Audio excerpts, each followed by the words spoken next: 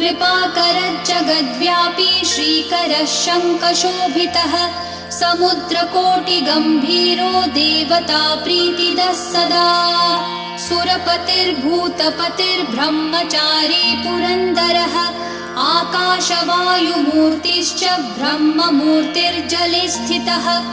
Brahma विष्णुर्दृष्टिपालः परमोऽमृतदायकः परमानन्दसम्पूर्णः पुण्यदेवः परायणः